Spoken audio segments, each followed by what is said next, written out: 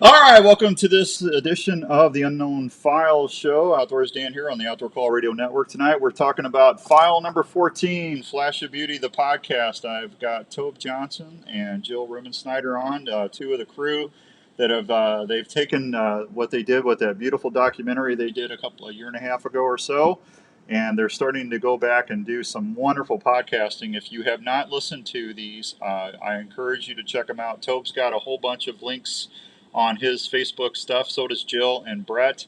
And you can also just look up Flash of Beauty, the podcast, and you'll be able to find it wherever you like to get your podcast content from. And I encourage you to do that. There's fascinating stories in there. Jill, Tobe, welcome back to the show, and thank you very much. I was looking forward to this all week. Did I lose you? Oh, there you go. It helps if I pot the phone up, doesn't it? Yeah, yeah. I've been doing this for 25 years. You got this, Dan. Let's go. Welcome back to the show, gang. Hey, we're here. You're here.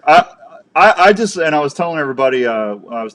When before we started tonight. I've been chasing turkeys now for 4 weeks across the Midwest, and you guys have just kept me when the turkeys have been super quiet and not making any sound, and I got to sit out there for 8 to 10 hours trying to get a TV show done. You guys have made my day just being able to stay out there. So thank you, thank you, thank you. Thank you. You're welcome. Welcome. Gobble, gobble, gobble. Yeah, Roger Wild, hello in New York. Thank you for listening tonight. David, thank you very much. Welcome back. Appreciate that very much. Let's just get into the podcast. Tobe, I've been a big fan of yours for a couple years. As a matter of fact, you were an inspiration for me actually starting this kind of show because I'm a hunting and fishing guy. I grew up with the lore of Bigfoot and UFOs in the '70s and ghosts. I've always enjoyed that topic, but I never thought I'd be talking about it on a network. And I got a hold of your content on Strange Brow, and you pulled me right in, buddy. I mean, it's just like I really like this, and you were one of the inspirations of doing this. So thank you for that. But I think you've taken that content excellence, and you've taken it with Jill and Brett and Mike. And just how did all that? Just did you guys decide after the movie came out you wanted to just get back into podcasting? Well, I mean, it was Jill. I think it was your idea to expand the Flash universe, and we were actually toying with doing like a Flash of Beauty After Dark, which may still come into existence, where we would kind of talk about the crazier stories that weren't related to the documentary. However, it seemed appropriate that we would dig in deeper into each one of the eyewitnesses or stars of the show, and so that's what we do, is we just go deeper with what you've seen and find out their worldview. And Jill and Brett and I make an hour episode once a week, every Monday, wherever strange podcaster listen to or view. Jill, now and I'll be honest. Go Dan, ahead. I gotta tell you, Yep. Tobe just said, we wanted to deepen the conversation, and we record these hour-long podcasts, and we are barely scratching the surface. And I have to admit, that's what's so frustrating, because for every hour you listen to, we could probably talk for 2 or 3 more hours about what everyone has seen and experienced out in the woods. Oh, I can totally understand that. I've seen the documentary at least probably 4 or 5 times, and I thought all of you did an excellent job. The way you put it together and edited it, and I like the way it flowed. But I really am enjoying the backstory, or you guys spending time. I want to talk about Todd, Rich, Mel, Sonia, and Mark Parker tonight, real quickly. But I mean, you guys got a few more people other than that. So I appreciate you guys doing that. It really lets the listener go back and experience more of what everybody actually took from that encounter. Yeah. I mean, it needed to be done in one way or another, and I think there's still more to come, right, Jill? As far as the visual, someday, some way, it sounds like there'll be the cutting room floor of Flash of Beauty that will be revealed. At least that's been the route. Yeah. Is that true? Yeah. Yeah, I mean, I've been advocating since the very beginning that we release the full interviews. You know, like what you see in the documentary is just a smidge of what everyone had to say. And for the serious researcher and investigator and just the people who are curious about the entire story, this is an amazing resource. And I'll tell you what, Brett is down the hall right now editing the sequel, trying to get that wrapped up.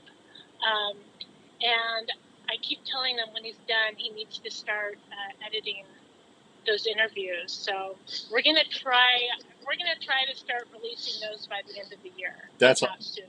Please give me a heads up on that so I can tell everybody on the regular radio shows and stuff about that, because I'm a big fan. So I definitely want to know ahead of time if I can to get the word out. You'll be the first to know. Well, I don't have to be the first. That's fine. You'll be the third. Yeah. You know, just let me and the woodwatcher know. I got a woodwatcher from Tove Jill, and I'm looking at him right now. Everybody on that's watching the live stream right now, he's over my left shoulder right there. Yeah. Tove, that everybody should have one of those in their home. Well, I appreciate that. Here, we'll see what we can do about that. Listen up, America. Yeah, absolutely. You know, Woodwatcher Inc. There you go. Jill, what was with all the experiences of the podcasting? Do you have a favorite so far, or one that really stood out for you? I've enjoyed all of them. As far as one that really sticks out, I mean, I'll tell you what, I was eager to jump back into Mark Parker's story. Yeah. I just thought his story from beginning to end, and there's a lot of stuff that we did not include that I think there's going to be some more Mark in the sequel. You know, he just ran, you know, he started in the beginning, he was a hunter, he was out in the woods. Bigfoot was the last thing on his mind.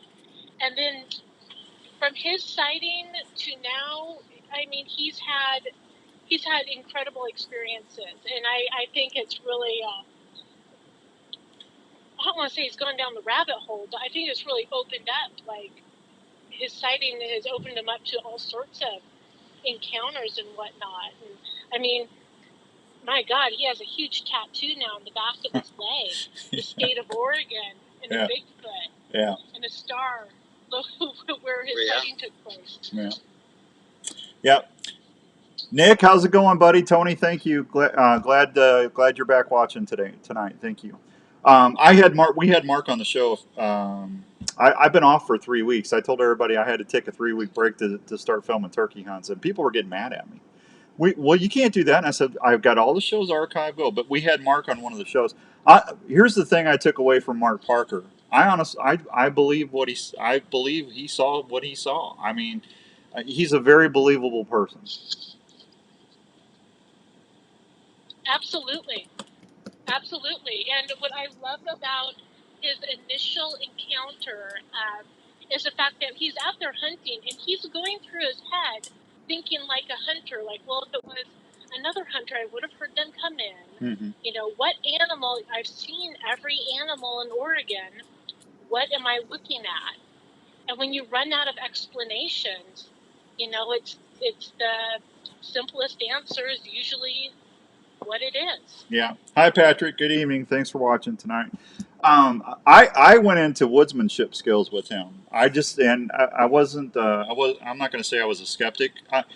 Tobe asked me today, and I got off on a tangent because I'm still going through sleep deprivation. But I texted him back. I said, I didn't answer your question. I'm light years away or more open-minded about the phenomenon than I was 2 years ago.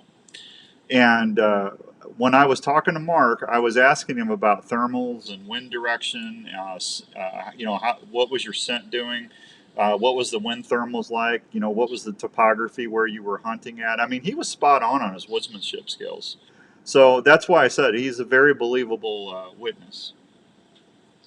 Oh yeah, I mean, Mark is the kind of guy that you want to talk to. In fact, bow hunters in general, they're really the standard. I mean, you have people in the military, you have cops, but bow hunters are the ultra hunter. They're the ultra predator hunter out there. They have to get close in order to do what they do. They have to, they can't just sit in their pickup truck and wait for something to come do them. They have to be down there and after it, and kind of an athlete too, especially, if you really want to get up on those ridges. And so there's a different appreciation for what you're going to take down just based upon closing the distance. And Mark's story gets very strange in part two. He did not expect it to get any stranger than Bigfoot, but that's going to be hard for people to process, because now they know the hunter Mark, but they don't know this paranormal story that he has linked to Bigfoot. They're about to learn it. And when they do, just remember that you can't besmirch his story based upon how weird it gets. You took it at face value when you saw it in part one, and now that same face value, we're going to ask you to take that over with you, even if it gets stranger. Yeah. Well, you know what? One of the things that I really appreciate about like Rich and Mel, and I just listened to Sonya yesterday. I haven't got all the way through that one yet, but Todd, they're not selling anything. They're not trying to make money off of any of this. They had an experience. They had an encounter. They're trying to understand it, and to put yourself out there for that much ridicule and stuff when you're not trying to make anything off of it, to me that gives them way more validity. Yeah, I agree, Jill. I mean, none of the witnesses that we've interviewed that Jill and Brett have chased down, that gumshoot across America, have come back with a product saying, now I'm this researcher, out here doing Bigfoot stuff. It hasn't been like that at all. They've just kind of said, thank you for believing me, and that was the most beautiful doc that I've been a part of, and that's the real honor of this. They've appreciated the way that they have been showcased, and that's the real payday for them. Is that it's kind of the first. I didn't film this. Brett and Jill and Mike did. It's kind of the first Bigfoot documentary that is kind of a love letter to not only Bigfoot but to the witnesses, and that's what's so unique about this documentary is the overarching scope and beauty of the story and the way it's filmed. Absolutely. When we went into this, like Tope said, no one's come back and said, oh, and by the way, this is my Bigfoot, my business model or anything like that. If anything, the only thing that these witnesses want are answers. They want to see it again. They want to know what they saw. And for us, not only, it's an honor to share their stories and being trusted with their stories, but it was like following breadcrumbs because each interview led to another introduction or a story of a name was dropped that we pursued. So it was like a kind of a cosmic game of chess. Like everyone was dropping a little breadcrumb, and now we have a finished documentary from all that. Hi, Eric. Thanks for watching tonight. I appreciate that. Thank you very much. On Rich Jermu, am I saying that correctly, Tobe? Yeah, Rich Jermo, thank you.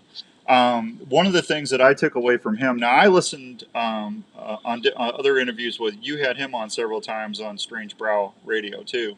But one of the things that really stuck with me with him is, and Tobe, I'm sure you remember him saying this. He said that, listen, I'm a trained observer. I'm a law enforcement officer.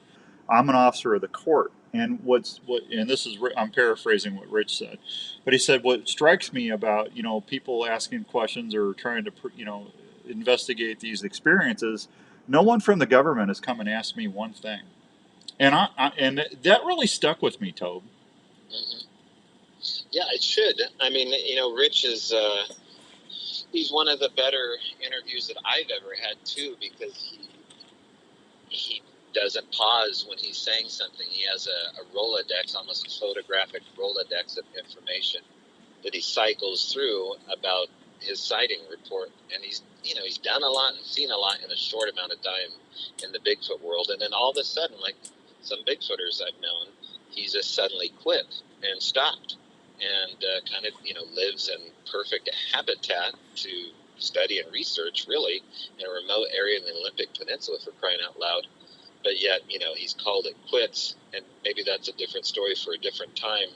But getting to your point of the question, his word, could be taken into back in the day, it could have been submissible into a court system, Right. And it was. But the thing is that Rich doesn't mind talking like that and putting himself out there as an ex, deputy in the Olympic Peninsula.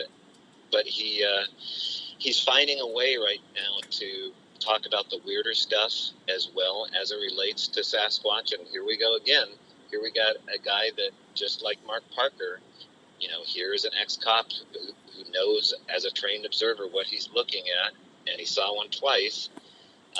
But now here's another guy that's saying this is much stranger, and you have to take my word for it as a trained observer. And that's going to be, difficult for a lot of people, I think, to transition over to with. But I think they will. And, that's the theme of this documentary is don't take these people's word for it, but just hear their story and keep an open mind and go out and have your own experience, because we can't prove any of this. Right. Well, I'll say one thing for you. I've never seen people just. I mean, I've seen some ugly ugly things said by people before, but you guys, and I can't remember which one it was, but you guys were talking about Barb.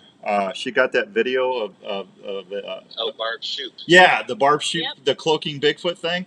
And when I got home and I got some Wi-Fi, I looked that video up, and I can't remember what this guy's name was, but it was you. If you go on YouTube, folks, you can see it.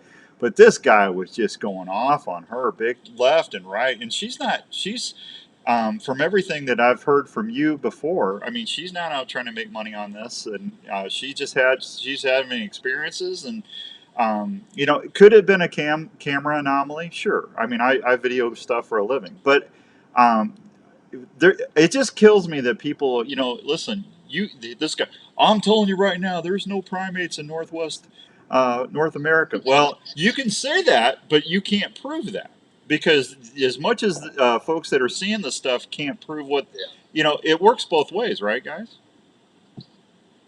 Oh, yeah.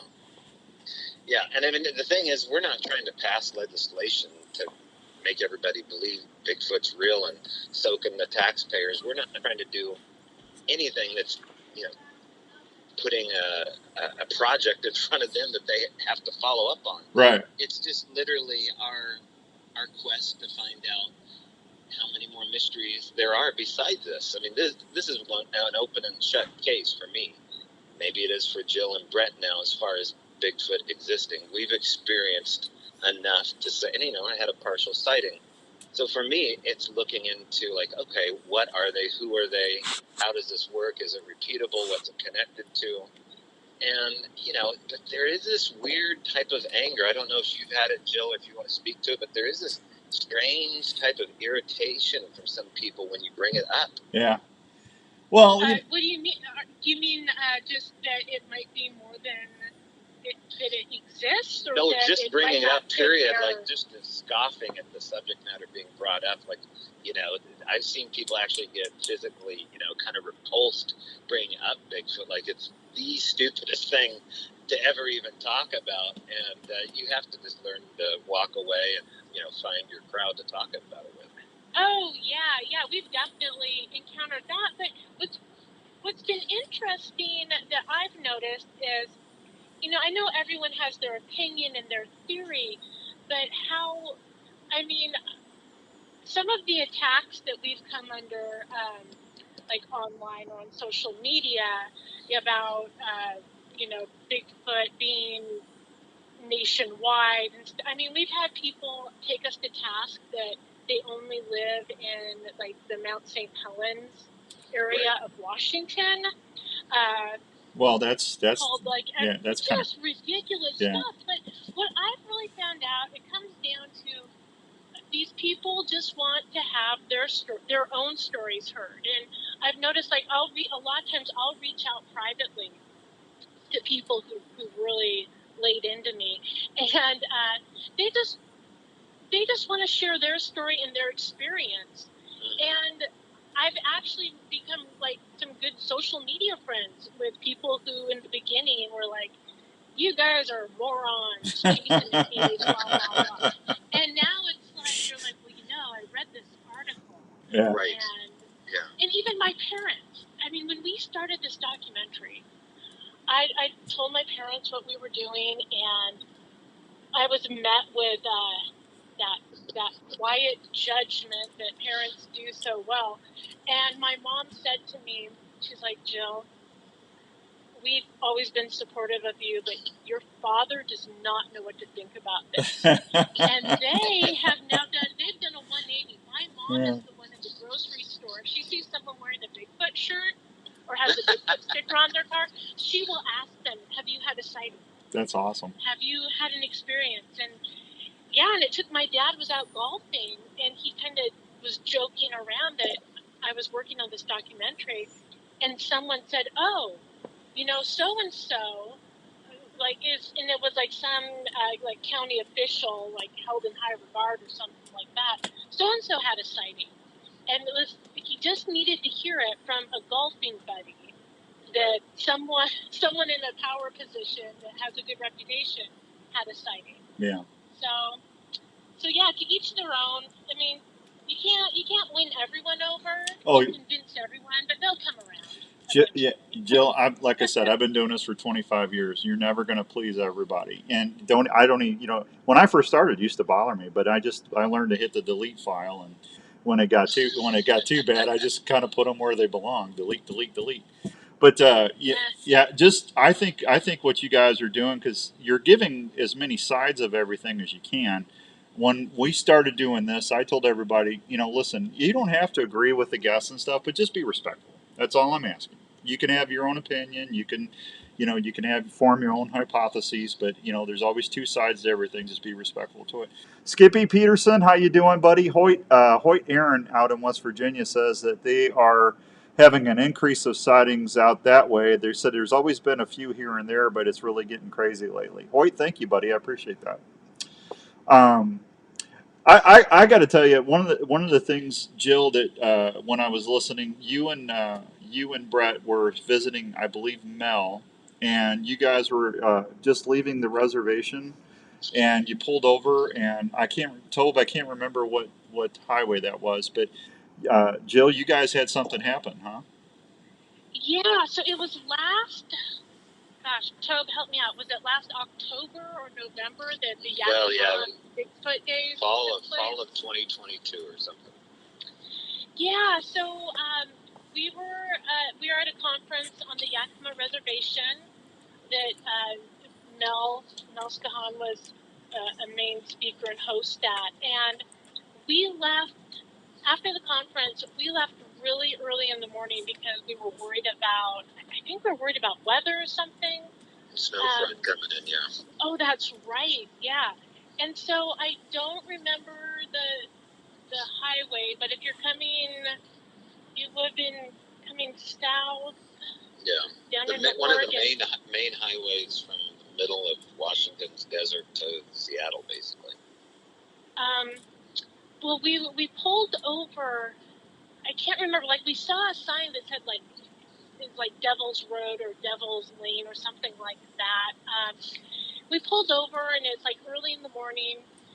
No one's out, and it was spooky. And we're outside the car, and I can't remember the exact events. Like if Brett did a tree knock first, or we heard it first, and he responded.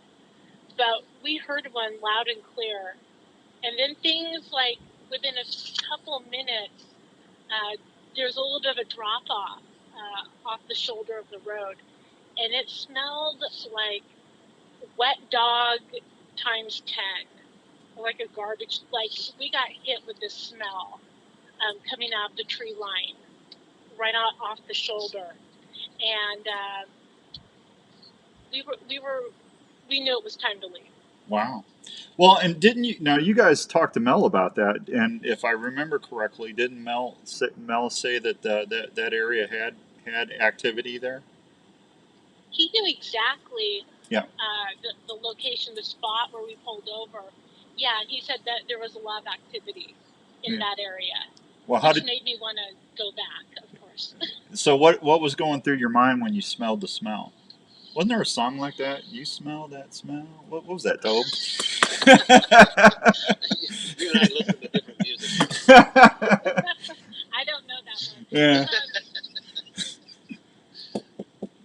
You know, I think we do really well under pressure, where it's just kind of like, oh, this is what's happening now, and we are just going to kind of go with the flow and get in the car. And luckily, it's all. What's great is when you have someone there to kind of look at, and you can ask, is it just me, or did you hear that? Did you smell that? Did you see that thing? So luckily we had that going for us, but there was definitely a shift in the energy. You could feel like things just felt different, if that makes sense. You know how sometimes you walk into these areas where there's activity and it just everything feels a little bit off. Yeah. Yeah, it's like the mood shifted dramatically. Yeah, I can understand that a little bit. I've been out elk hunting in Colorado and stuff, and I walking. Again, I've never heard anything that I could say was a Bigfoot or seen anything even close to seeing anything like that. So I'm not an experiencer at all. But I just walking in and out of elk territory in Colorado. I've actually just walked on. I don't know what it was, but I was walking down the mountain by myself, and all of a sudden, it just the hair on the back of my neck would just stand up, and it's like, okay, what's going on? Something's really goofy, and that gets your attention pretty quick because there's cougar, mountain lions and bears and everything else out there. So I understand that a little bit. Rick Seeker said to tell you that that's Leonard Skinner. That smell. That's the name of the song. Thank you, Rick. I appreciate that. So nice. Well, I wanted to say something real quick about the smell and the physical attributes of Sasquatch. You know, they're more off-putting than they are wrong. There's something inherently dangerous that they want you to sense. This is what gets into kind of the stranger aspect of Sasquatch is the fact that people describe this foreboding of like, I have to go. There's a switch that gets turned off, not only just with the smell, but just in general when it's time to go in and around their company. People describe this as infrasound, where there's a lower hertz, subsonic sound that's penetrated through the woods. But yet there's also this communication. I've been with people where they've turned to me and said, they want me to leave. I shouldn't have brought a gun. I have to go. They're mad that I'm here. I should walk another. These are rational people that are saying these things. And they'll swear to this day that emotion was true, that it wasn't manufactured, that it wasn't because they're drunk or high. So all those things are possible for people, to have those emotions, and they could be faulty, but yet when they stand by it, when there's this consistency of what Jill and Brett said, the mood changed. Well, the mood doesn't change when an elk gets that close. It doesn't even, you know what I mean? Like a giant mammal coming next to you, you probably won't know it till you see it. Right. And then the mood changes. The cougar looked at me. Well, that's not what's happening here. Most of the time, people don't even see anything, and the mood changes. Right. So that's strange. No, I get it. When coming back down, I saw a cougar track where on the same path that it cut my trail one time I went up to the time I came back, and I'm carrying a bow and camera gear and everything else. So I'm like a little Michelin tire guy. I'm pretty vulnerable. A cougar cut me off at the path, and I started dating her. So. Oh, here we go. Yeah. Yeah, that's low hanging fruit, Tobe. Come on. All right. Yeah, Okay. I expect better from you. One of the guys that you interviewed, Mel Scahan, I really like that guy. I just like listening to him. I'm kind of jealous that you guys have got to spend a lot of time with him. I've got Mel booked on the show in a month or so. I can't wait for that. What a nice man. Hmm. Oh, he's great. Yeah, solid and consistent. And here we go, Dan. Stick with me. He's got the weirder stories, and just like you love him now, wait till you meet part 2. Because all these guys you're mentioning, right? Yeah. Solid. I mean, he worked for the reservation and has a very solid background in the woods. Right. But yet, very strange story coming your way. I don't know how much we're going to get into it, but you sit around the campfire with these guys and get to know them. They may or may not tell you the first round of beers, but you go to the second camp out and have another beer with them. You're going to hear these stories time and time again, and it's good to be an advocate for these guys. They don't need me to be an advocate for it, but I stand in good company with solid men and women that had very strange things happen in the company of Bigfoot. Right. Well, here's the thing, Jill and Tobe. Again, I've never had an experience, so I'm looking into this as an observer from listening and reading and stuff like that. But I will, I have 35 something years of woodsmanship skills out hunting with a bow. So I mean, I told Tobe today, Jill. I actually, when I'm in the woods now, I'm actually looking up in the trees in these big cottonwoods and stuff just to see if there's something up there hanging around. But Oh yeah. yeah, it's But well, like with Mel, I'm not going to sit there and say that I'm stuck on the flesh and blood side. Flesh and blood, folks, if you don't know what that means, those are folks that have the opinion that Bigfoot is a hominid, flesh and blood animal. And then you get into the other section or other side of it is correct me if I'm wrong on any of this, is the woo side or the paranormal side, where they think they're more spiritual or there's more to them than flesh and blood. There's two factions there. Am I being fair on that, Tobe? Yeah, I'd like to call it fur and fringe. Fur and fringe. That's awesome. Nice. Yeah, you're on the fur, you're on the fringe. So, the fringe is where I comfortably hang out. It's not because I want to be here; it's because it's proven itself to be true. And you stay in this long enough, you're going to be a willful participant of the weird, or you're going to hide from it and omit all these crazy stories here that add up to the real dollar bill. And the second part of this doc is getting into it, so it's comfortable territory for me. It'll be interesting to see how many apers or people in the fur community actually start admitting what kind of data that they have been omitting all these years, because that's one of the things a lot of noobs don't know, is that there's whole communities dedicated to flushing evidence. The BFRO, pictured on Animal Planet and Finding Bigfoot, has a whole community called Flats where they flush evidence. They flush, the real stories, the stranger part of the stories, and admit you never read them, unless you're part of these special groups where they talk truth. And so that's what's coming people's way is the real dollar bill. And it's probably the strangest dollar bill you're ever going to look at is part 2 of this doc.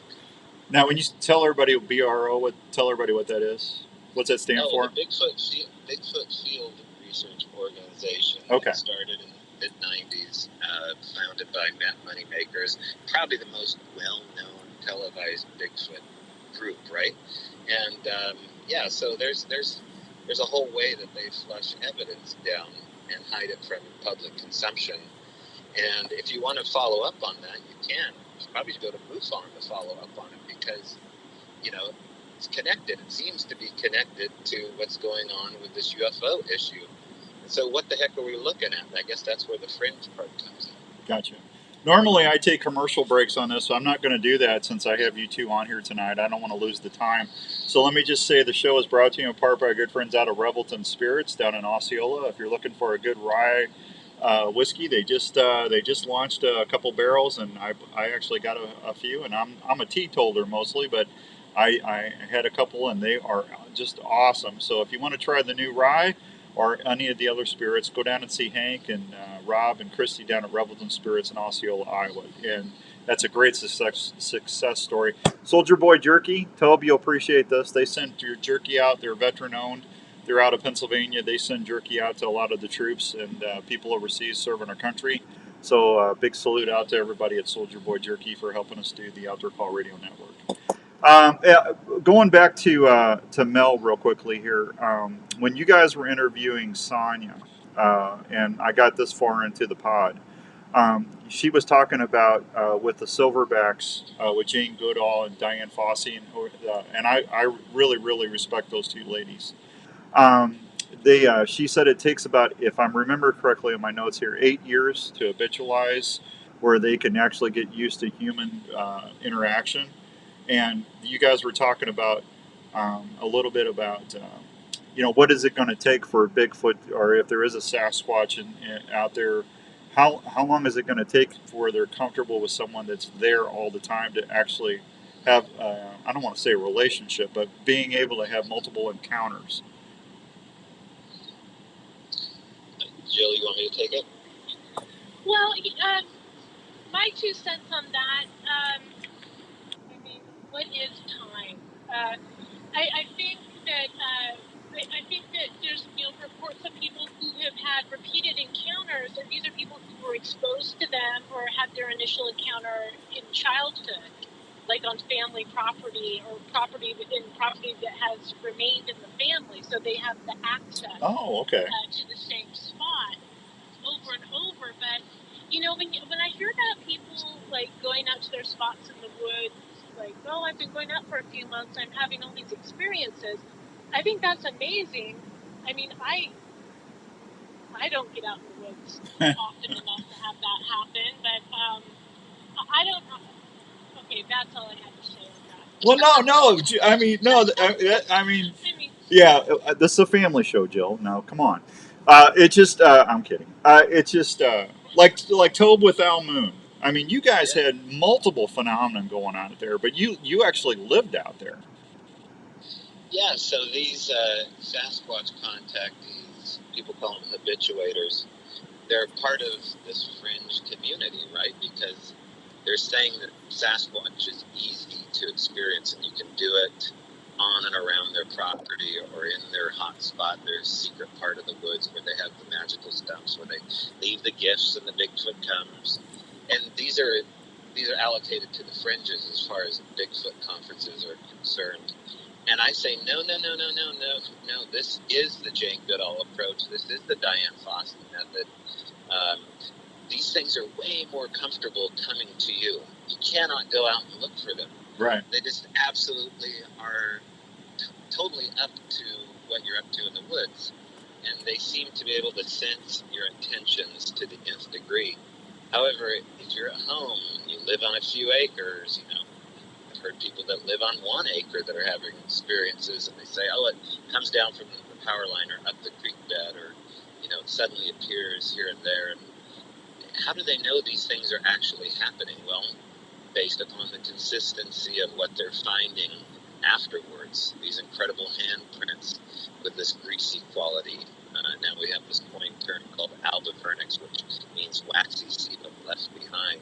3 times that of a large man, size 15 tracks found deep in the mud, or knee impressions like we found above the Al Moon lab with anomalous hair coming off of them. So that's the consistency, right? These are things that science should be happy about, saying, well, these people aren't crazy. They have consistent data here that we can look at. Right. It's more than stories. However, because of the type of information they're bringing forward, their evidence is allocated back to the fringes and never reviewed or looked at all.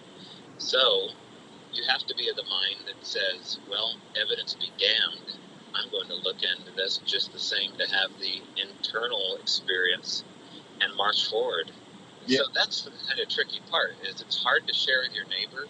You can share it with yourself, but it seems to be, as I say in the book, it's tailor-made for an individual almost. And that's very weird for a lot of the newbie people to to hear, but that seems to be the way it's made. Yeah, no, that makes sense. And Jill, I'm glad you said what you did, because that makes more sense to me.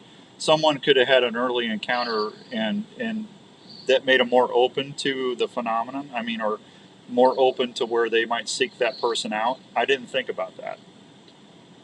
I think, and also just, I mean, I've heard theories that, like, that the Bigfoot, that they age differently.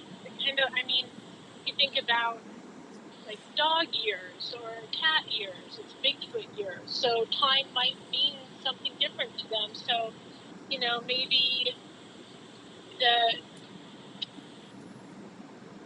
well, never mind. I just, no. No, I'm finish your. rethinking that It's. theory. Well, I was just trying to think, like, well, for the people who are going out and are having these encounters, either back to back or on a with a quick turnaround time, versus people who have had one encounter and keep going back in the woods, and it's been 10, 15, maybe 20 years, and they still haven't had one. Yeah. Is it because of just luck of the draw, or is it something else? Like they're on a different time. There has to be something to what you're saying, though, Jill, because think of all the witnesses you've talked to that say they followed me home, and yet I drove 60 miles. There's no way this thing could have followed me home, and yet it was waiting for me, at the back of the house doing wood knots when I walked in the back door. That's one of the first stories I heard from Tom Powell. And you hear this time and time again. So, this uncomfortable ability that they have to do what they do as far as mitigating long distances in a short amount of time gets into, just someone like Ron Moorhead, right? Right. A seasoned hunter having very strange experiences in the high Sierras, and Ron's at the dock. We haven't talked to him yet in the pod. But Ron, again, here's a seasoned hunter. He's going to write a book eventually that everyone needs to get called Quantum Bigfoot, available now, that talks about the strange aspects of Sasquatch, including following you home from great distances. So, Jill's, you're right. There's something going on with time and how Bigfoot experiences it. Totally different than what we do. Well, Hoyt from West Virginia says that he thinks the Bible speaks of other worlds out there, and that maybe something can be going to and from. And I think, Hoyt, thank you for that. I think that's getting to where people are saying that they're going through different parallels or dimensions, right, guys? Well, sure. I mean, people talk about balls of light and proximity, and we talk about this in part 2, kind of at great length, about what these lights could be and how they're connected.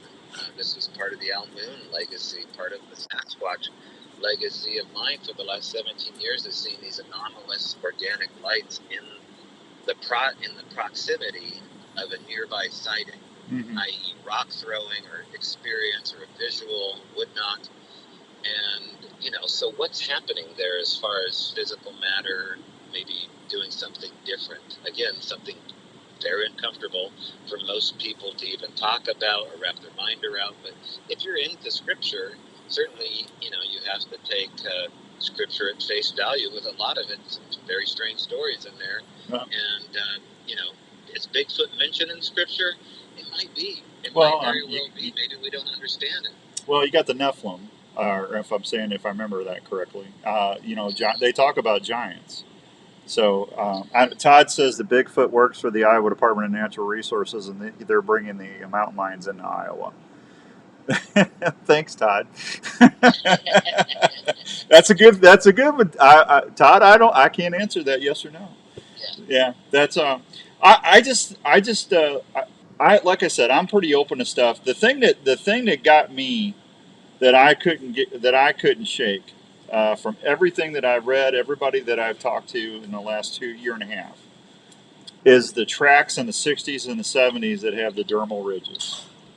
You could not have faked that in the 60s or the 70s. There was nothing there. Nobody would have known to do that, Tobe. I mean, you had a medical background, and I mean, who would have thought to put dermal ridges on a footprint back in the 60s? There's some people that go through some pretty incredible lengths to hope stuff. I didn't I don't really know anybody who go to those lengths at those times, but people that stand by the fact that the Patterson Gimlin film is fake, they have the mind to think that whoever hopes that would add breadth to the costume, Yeah. which is the most ridiculous thing ever, because you're adding a whole different type of special effect happening there. It'd be much easier to just put a furry chest on the costume and walk it through the lake bed, yet she turns her head, and I'm getting off the fingerprint thing into special effects, but there's no way that they would have hoaxed that with the complication of turning what's called the cowl on a costume and turning and facing Bob Gimlin there, because you would see where the costume is separated.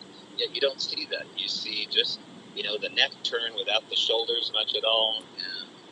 All the anatomy of a flesh and blood being. But there's people in this community that have looked at these large Sasquatch handprints, large footprints, and walked away with more than just skin folds and skin ridges and dermals. They found hair. They Right. found what looked like Paul Freeman's footage that he caught here in the Blue Mountains with what's called the knuckle print, where you can actually not only see the knuckles, but you can see the thumbnail going down into the bed of the mud. So there's a lot more to it that people don't look into. They should go look at all the body of evidence, because none of Paul Freeman's stuff, I think, has been debunked, and he has some of the better cast out there. Yeah, Tobe, quit moving around on me. You're getting garbly on me a little bit. Well, Jill, if I remember right, speaking of Patty, I mean they offered over $500,000 for anybody that could debunk that film, and nobody ever got the money. Well, I don't think anyone's really come close to debunking it. I mean, and especially just in the recent years, they've been able to redo it with the high K, like the 4K resolution, so you can really see all the details. And we actually, and I'm not going to say who it was, we did have an interview where afterwards I was asked whether or not I thought the Patty film was real. They were sure it was a fake, and so it was interesting to have to kind of walk through that argument. But it is interesting to hear from someone who's had an experience and a sighting, but for whatever reasons, because their sighting did not match up with the Patty sighting, they thought it was fake. Yeah. So, Well, like I said, I'll just go back 60 and 70. Nobody's going to, if you don't know what the dermal stuff we're talking about, folks, when you're born, you got your fingerprints on your hands and stuff. After a few weeks, you get those dermal prints on your feet, and everybody's feet dermals are different. They're individual, and when they got castings that have those in them, they would not have had. They didn't have. Oh, Tobe, help me out here. What's that thing you can make stuff in the plastic? Oh yeah, you're talking about the plaster casting. No, not well. They had. Gosh darn it! The thing you can make anything at home now if you got a 3D printer. They did not have 3D. They did not have 3D printer technology in the 60s and 70s. So that stuff, and and you would have had to been a podiatrist or an orthopedist to get into something that's that complex to fake that. And I just don't. I can't see somebody out there doing that. So. no. Yeah. Hey, real quickly too, Ted Ness. I want to. I don't want to forget about talking about Ted. I thought that interview was fascinating. He to have someone that was active duty in the military and to have multiple witnesses see what they saw. That was amazing. Oh, Todd Neese. Yeah, Todd Neese. Todd Neese. Thank you. Well, yeah. I mean, Todd had an incredible sighting here in Washington State while he was doing it. Oh, I think it was in Oregon, doing a drill near Tillamook, Oregon, right, Jill? It was in the Coast Range on Saddle Mountain, or near Saddle Mountain. Yeah. And here's a trained observer with a company unit in the Army doing explosive drills, and he sees three Sasquatch. I think people in his unit, according to the interview, saw them as well. And really clear daylight sighting, totally blown away. But, in the interview, Todd says it was almost like something, I shouldn't have seen. He goes, it was like looking at God or something. The reverence came through. Yeah. Yeah, I mean, that's a very, very strange thing to say about just a mammal. So, I kind of press him on that, and I'll press him again when I see him, because that's a hell of a comment. I've made that same comment myself about Sasquatches. There's this strange reverence for the phenomenon. Yeah, I thought that was a really, and then they were in their Humvees. There was 3 or 4, and they had 4 people came up afterwards and said, "Did you see what I saw?" So to have multiple witnessing there, I thought was pretty neat. Chris in New Jersey wants to know: is there any particular time of the year where sightings are increased? Oh, well, I say fall.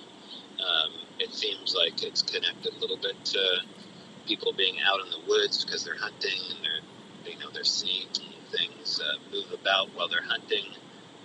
However, maybe hunting is kind of like a dinner bell for Sasquatch. They hear a shot, and it's the equivalent of ringing a dinner bell. Certainly, in Cottage Grove at the Al Moon Lab, it was kind of happening all year long, but it would take strange periods off where you'd have nothing for a couple weeks. Jill, did you find any season for this?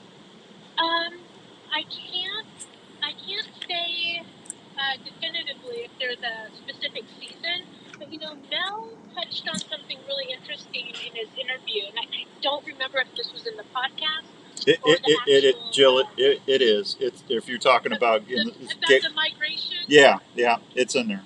Yeah. So I think like seasonally, if they're migrating to lower land, like from the mountains to warmer areas, or as far as when food's available, like going out and taking apples or vegetables or whatnot.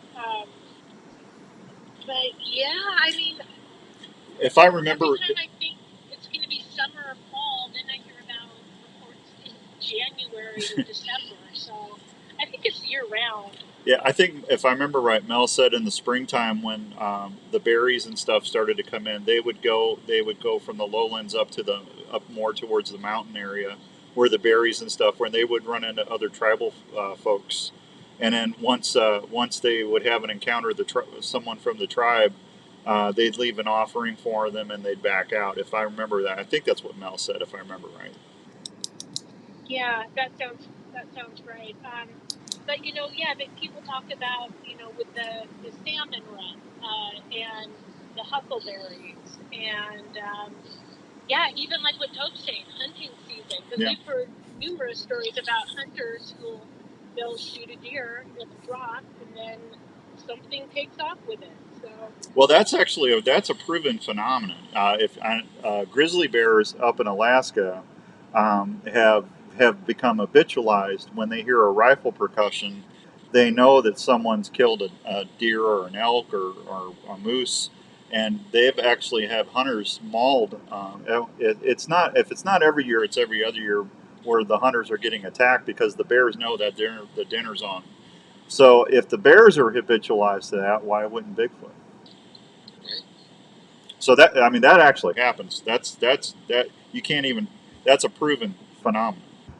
I've read about that for several years now. Gosh, this hour is flying by. Tobe, I got to ask you about the castings on the tailgate. Oh, the tailgates. Well, he's referring to some castings from this place we call the Al Moon Lab. This is the Al Moon Wild, right above the homestead, where a lot of craziness happened. And after a period of weeks and months of feeding them peanut butter by painting the tree stalk, we found tracks. And the tracks were deep enough to where you could cast them in the spongy, dug-fir soil, which is very difficult generally to find tracks in dug-fir soil out here, but these were super deep and kind of punched into the earth. And we put them on the tailgate just to kind of haul them out. But looking back, when you have something that is as long as a tailgate, and I don't mean lengthwise from left to right, I mean up and down, it turns into like, well, these are tailgate sized, and it's just an amazing picture. We're just so impressed, no pun intended, to do something like that more than once. And I certainly don't know how anybody would ever hoax anything like that. Yeah, that was awesome. Hey Jill, tell us about the movie debut next month. Oh, so we will be premiering the sequel to A Flash of Beauty, Paranormal Bigfoot. Yeah. Oh yeah, gosh, that's coming up quick. It's going to be at the second annual Forks Sasquatch Days in Forks, Washington, over Memorial Day weekend. I believe Tobe has more specific info Oh, yeah. on it. Well, you want to get your tickets at SasquatchTheLegend.com. That's SasquatchTheLegend.com. You can get your 1-day pass or your 3-day pass. Come and see Jill, Brett, myself show this premiere, I believe, on Friday night. Probably a second showing on Saturday, along with Cliff Barrickman and Toad from Finding Bigfoot, the creator of Monster Quest, Doug Hycheck. Boy, there's a fun cat cast beyond them that's going to be there. We're even going to have a debate between two stubborn individuals, Rich Germeau and Thomas Seaweed, talking about the flesh and blood versus the woo. So if you're into the fur, come on board. If you're into the fringe, come on board. There's something for everybody. The fur and the fringe. You got to get a T-shirt made with that. That's pretty funny. I think that's awesome. So, well, listen, I want to thank you guys. Thank you for spending an hour with us talking about your projects and all the great people that you've encountered, the interview, the movie coming out. I can't wait to see it. And just keep doing what you're doing. I think you're doing some incredibly good stuff out there. Thank you. You too. Thank you, Dan. Oh, my honor. Jill, if someone wants to get a hold of you or Brett, if they have an encounter, if they got an experience that they would like to share, what's the best way for them to do that? I would say the best way is to reach out via our Facebook page, A Flash of Beauty, Bigfoot Revealed. And if you snoop around, we're not hard people to find. We're floating around Facebook and here and there. Okay. Tobe, how about you? Probably the same place, since we all kind of are doing the same thing. Okay. And I got you. I have to have you put a plug in for Aaron. If someone's looking for something like a spirit drum or something like that, I'm just telling you, there's some. I tried to go in there and buy 2 of them around Christmas time, Tobe, and sold out. I couldn't even get into. Yeah, I couldn't even get in there. So I was happy when you told me I could get a wood watcher. But if someone wants to get something like that, how can they do that? How can they order one of that from you or Aaron? Sure. He's talking about my lovely girlfriend down here. Her Etsy site's called Feral by Erin, ERYN. And if you want amazing, we make these things together sometimes. She makes drums, rattles, smudge bands, and they're ethically based and ready to go. Yeah, really, really cool stuff. Well, listen, it's been an honor. Please give Brett my best, Jill, and let me know when the next stuff is getting ready to go out. I'd love to share it with the listeners, please. Will do. Thanks. All right, have a good evening, everybody. Take care. There they go. Just super, super nice people, Tobe and Jill. And I hope you enjoyed that as much as I did. Just great folks. And great show. I'll keep in mind open. Hey, Chris, you never know, man. You never know.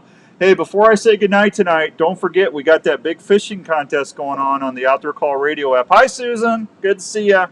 Thank you. All you got to do is listen to the app. Monday through Friday, I've got promos running right now. And once you hear the promo, you'll hear me say, "Hey guys, it's the Great Pine Resort Lake Winnie fishing trip. Here's the phrase of the week." All you got to do is just email me that phrase. You don't have to do anything else, and I'll put you in the drawing. And whoever wins that, I'll get your information later. But it's a 3 full day, 4 night stay at the Pines Resort at Lake Winnebagosh in northern Minnesota. You get a $350 all carbon Trica fishing rod, a brand new Grizzly cooler, a $200 gift card to Bojangle Baits, and you can select whatever bait you want. And Itasca Boots said that they would like to give the winner a brand new pair of Itasca boots as well. So just listen to win. Hey, Chris, you never know. I'm just telling you what, right now, I was a pretty I was a pretty good skeptic about. I love the lore and the legend, and I was a pretty hardcore skeptic up until about 2.5 years ago. And I've got a way more open mind about some of this stuff than I ever thought I would have. So I hope you enjoyed as much as I do. I just love hearing all this information and stuff. All right, I'm going to get out of here. I've got a turkey blind waiting for me in the morning. Good luck if you're going turkey hunting the rest of the week. I hope you have much success. I'll let you know if I connect on another bird tomorrow. I appreciate you. I couldn't do any of this without all of you, so thank you. Please tell all your friends and family about the Outdoor Call Radio app. Download the app. It's free. We got a new show coming in about a week or so.